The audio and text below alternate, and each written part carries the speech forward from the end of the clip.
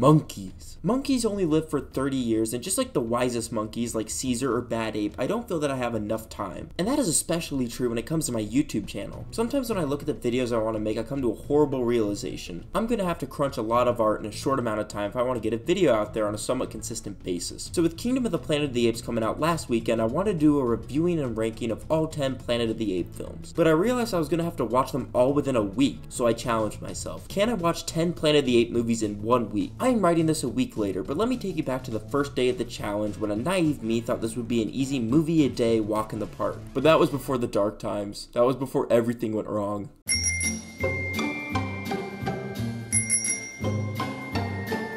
Monday night, I got home. I looked where to watch the first Planet of the Apes, loaded up Hulu, and strapped in for a campy sci-fi film. Going into this naively, I thought this was going to be a cheesy 1960s sci-fi film. Instead, I was treated to one of the greatest science fiction films ever made. Something must have been in the water during the 1960s, because this and 2001: A Space Odyssey released within the same week, and that is just mind-blowing. Planet of the Apes is basically a feature-length, incredible episode of The Twilight Zone. It's such an intriguing premise, and is shot so beautifully and has such an incredible mystery at the core of its story that you can't seem to ever look away. And you wonder, man, how is this so tight? And then you realize it was co-written by Rod Serling, who, you know, was the Twilight Zone guy. Of course this was gonna be great. And man, what a movie to start this entire marathon off on. This is an incredible film with a great mystery at the center with an iconic ending that still holds up 50 years later. I do have to wrap this up though, because we have a lot of movies to get to, but I don't want to undersell how much I adored this film and how much I'm dying to watch it again. 10 out of 10 for the first film, and I can't wait for when I get to watch the sequel tomorrow. And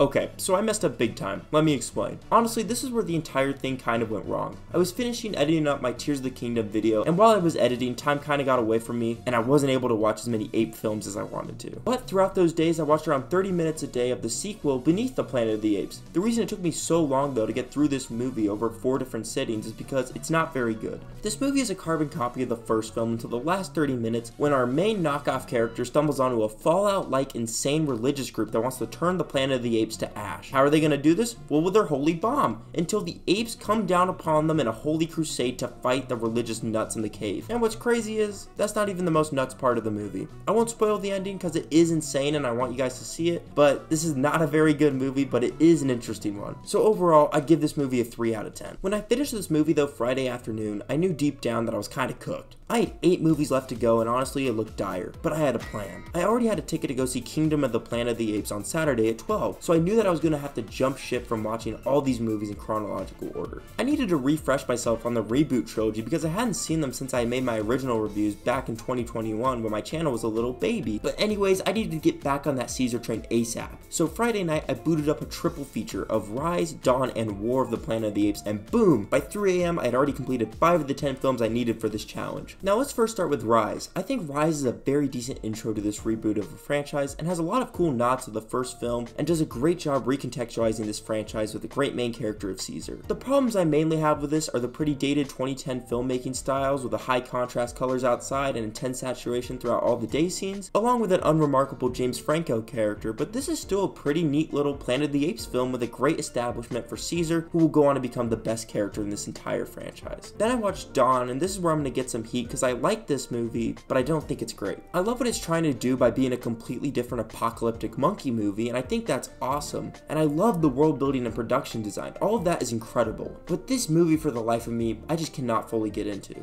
I know this is a me thing, and a lot of people love this movie, so I'm not going to rag on it too much because I know I'm not in the majority. But this is a movie that I really like its stylistic approach, but I just don't think it has enough substance for me. And it's a movie I like, but just not one I fully love and connect to. Anyways, both of these movies, for very different reasons, are strong 6 out of 10s for me. I do like these movies, I swear. I just don't love them as much as everyone on Twitter who's posting all those Koba clips. But do you know what I do love? War for the Planet of the Apes. War is my favorite, and it's by a country mile. It's a much quieter film, and I'm a huge fan of that, and it has one of the most interesting human characters in the entire trilogy, and also is my favorite monkey with Bad Ape. This one is great, and I think it's a very beautiful and somber end to this chapter of the Planet of the Apes series, and a great send-off to one of the greatest characters in the last 20 years. 7 out of 10. So after that triple feature, I went to bed, and let's cut to Saturday when I saw Kingdom of the Planet of the Apes. And this movie is super fun and one of the best ape movies. movies. It's not super deep or intense, but it's a fun journey for our new characters, and I love the new established quo of this world. Our new main character is Noah. He's an incredible and a great character to carry on the torch left behind by Caesar, and I think he's gonna fit in perfectly for this series going forward.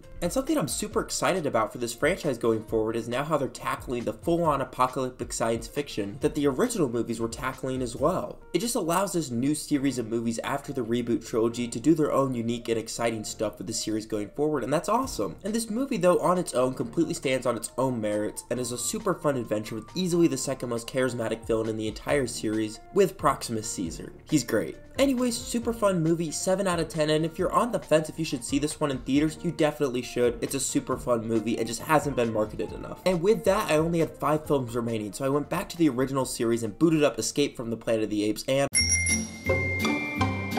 this was technically the last day of my challenge. I woke up on Sunday morning confused with one AirPod in my ear, sweating. My iPad was on the other side of my bed. I was in the same shirt and jeans that I was wearing the day before, and I freaking fell asleep. At this point, I knew I was cooked, but I was going to try and finish this challenge even though it was becoming very clear that the only thing in the way of me completing this challenge was my awful sleep schedule. Anyways, back to the monkey marathon. I finished up Escape from the Planet of the Apes, and this is a decent version of the first film. It has the 3 monkeys we know from the first 2 films going to the past this time.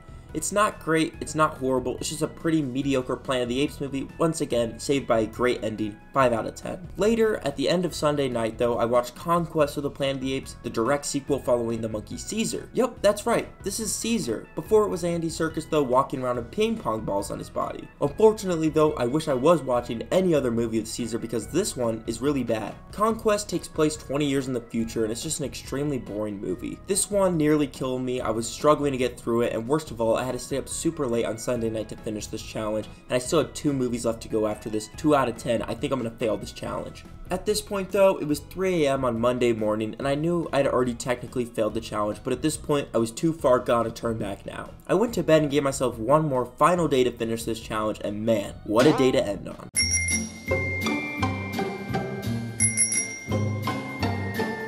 Monday afternoon, I watched Battle of the Planet of the Apes. Let's finish this off, and man, it's another snooze fest. The series at this point just clearly has ran its course, and even the neat ideas of the full circle self-fulfilling prophecy that this story revolves around never is able to fully live up to its own ambition. This is just another one of these movies that I just don't connect with.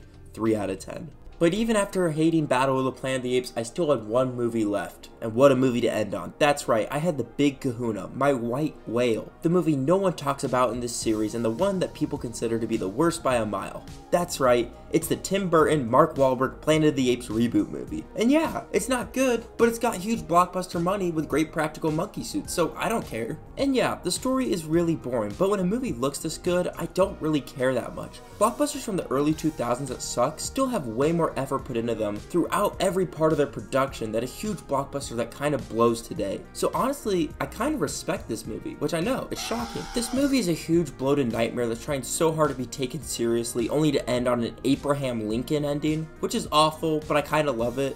It's got truly one of the most insane endings in any of these movies, and you know what? That means it's a pretty decent Planet of the Apes movie. Am I right or am I right? When people say they don't make movies like they used to, I guarantee they're talking about 2001 Planet of the Apes, because man, you'll never see a movie like this get made again. And before you write me off saying that's a good thing that we'll never get a movie like this, look at Abraham Lincoln and really think about what you're not receiving anymore in modern cinema. And yeah, this movie's really bad. I'll give it a 3 out of 10, but man, this is a 3 out of 10 movie you remember, and for that, I gotta salute Tim Roth and his weirdo monkey general. And with that, I finished my marathon of all of the Planet of the Apes movies. Real quick though, I'm gonna give you my ranking from last to first. I'm not gonna expand too much upon these rankings because I just yapped about these movies for 10 minutes, and honestly, these movies all just come down to preference, so don't freak out. And let me know what your monkey movie list is down below. But real quick, here's mine. So last is Conquest, then at 9 is Battle, then the remake, then Beneath, then Escape, then Rise, then Dawn, then Kingdom, then War, and then in first place, the original Planet of the Apes. And with that, I have finished all of the Planet of the Apes movies in 7-ish days. Can you watch all of these movies in a week? Yeah, I think easily. But I think this video was also a pretty good way to show how even if you try to do a marathon like this, sometimes life just gets in the way and there's more important stuff in your life than watching 10 monkey movies in a week. Anyways though, if you made it to this part of the video, thanks for sticking around, boys. I'm trying to go crazy this summer with the uploads and trying to put out great videos. Anyways, I got more videos coming out, so stay tuned. And when those videos come out, I'll see you then. Bye.